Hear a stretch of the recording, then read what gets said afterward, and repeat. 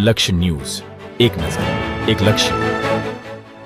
Dabhoi Shinor road railway ઓવરબ્રિજની બાજુમાં નવનિર્મિત સ્વામિનારાયણ ગુરુકુળનું આજે મૃદુ અને મક્કમ મુખ્યમંત્રી ભૂપેન્દ્રભાઈ પટેલના વરદ હસ્તે ઉદ્ઘાટન કરવામાં આવ્યું હતું.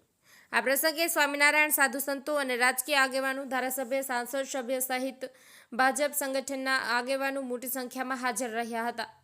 ડભોઈ દર્ભાવતી નજીક હવે શિક્ષણ, સેવા અને સંસ્કારોનું સિંચન કરવામાં પ્રયાસ સાથે પરમ પૂજ્ય સદગુરુ વર્ય પુરાણી સ્વામી શ્રી નારાયણ પ્રિયદાસજીના સદૈવ આશીષ તેમજ સદગુરુ વર્ય પરમ પૂજ્ય હરિપ્રકાશ દાસજી ગાંધીનગર અને સદગુરુ વર્ય જ્ઞાન પ્રકાશ દાસજીના આશીર્વાદ સાથે ડભોઈ ખાતે નવનિર્મિત સ્વામિનારાયણ ગુરુકુળનું મૃદુ અને મક્કમ મુખ્યમંત્રી ભૂપેન્દ્રભાઈ પટેલના વરદ હસ્તે ઉદ્ઘાટન કરવામાં આવ્યું હતું.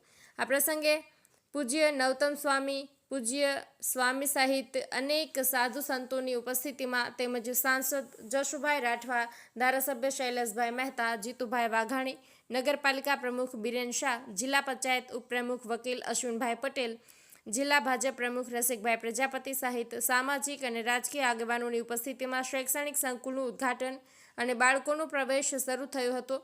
વિશાળ, નવીન અને અદ્યતન બિલ્ડિંગ ધરાવતું સ્વામિનારાયણ ગુરુકુળ ખાતે મોટી સંખ્યામાં વાલીઓ તેમજ આગેવાનો ઉપસ્થિત રહ્યા હતા.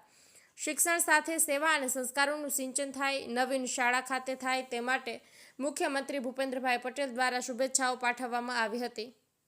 આજરોજ તારીખ 9/6/2025ના પવિત્ર દિવસે શ્રી સ્વામિનારાયણ ગુરુકુળ દર્ભાવતીના આંગણે માંગલ્ય પ્રવેશ અને ઉદ્ઘાટન મહોત્સવ પ્રસંગે આપ સૌનું સ્વાગત કરું છું.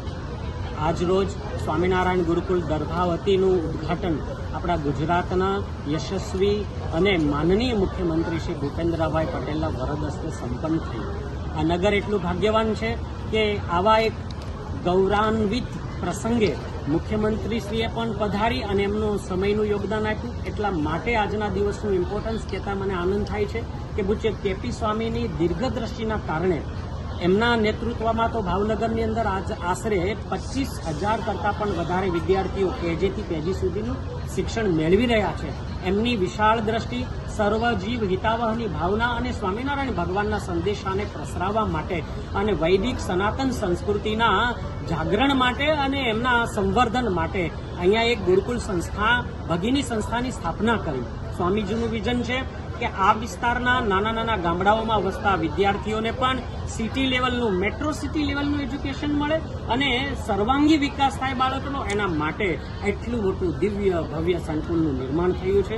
હું આપ સૌ પત્રકાર મિત્રોના માધ્યમથી આપ સૌને વિનંતી કરું છું અને આ વિસ્તારના લોકોને વિનંતી કરું છું કે આ સંસ્થામાં વધારેમાં વધારે વિદ્યાર્થીઓ ભણે. એટલું જ નહીં, સંસ્કાર અને શિક્ષણ બંને સાથે મેળવે, જીવન અને જીવિકાનું શિક્ષણ મેળવી અને ભારત, ગુજરાત, માતા પિતા, સમાજ અને આપણા દેશને એનું ગૌરવ મળે અને વિદ્યાર્થીઓ ખૂબ આગળ વધે અને ગુરુકુલીય પરંપરા પ્રમાણે વિદ્યાર્થીઓ ધર્મ, અર્થ, કામ કરતા કરતા મોક્ષની સિદ્ધિ સુધી પહોંચે એવી સ્વામિનારાયણ ભગવાનના ચરણોમાં પ્રાર્થના છે. અને પૂજ્ય કેપી સ્વામીજીને પણ ખૂબ ખૂબ અભિનંદન આપ સૌના વતી પણ પાઠવું છું કે એમણે આ દર્ભાવતી નગરને પસંદ કરી અને પોતાના જીવનનું આ અમૂલ્ય યોગદાન આપણા આ વિસ્તારને આપ્યું છે. ત્યારે સ્વામીજી પણ ખૂબ ખૂબ આપ સૌનો આભાર માને છે અને જેટલો આ સંસ્થાનો લાભ લેવાય એટલા સૌ લોકો લાભ લે એવી આપના માધ્યમથી પણ સમાજને વિનંતી કરું છું. જય સ્વામિનારાયણ.